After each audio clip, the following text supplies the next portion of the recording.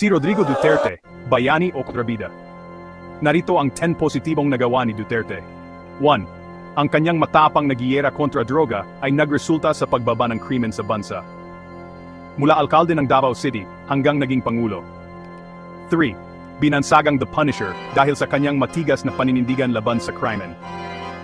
1. Gumawa ng mga hakbang upang mapabuti ang infrastruktura ng bansa at mapalakas ang ekonomiya.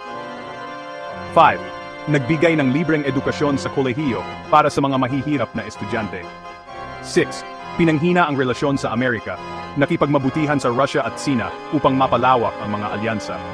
7. Ang kanyang anak na si Sara ang kasalukuyang vice-presidente. 8. Lumaban sa myasthenia gravis, isang malalang sakit, ngunit hindi siya sumuko.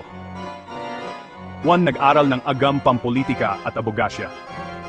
Sinubukang bumalik sa politika noong 2024, ngunit ang kanyang pag-aresto ang pumigil dito. Abangan ng mas nakagulat na mga kasaysayan.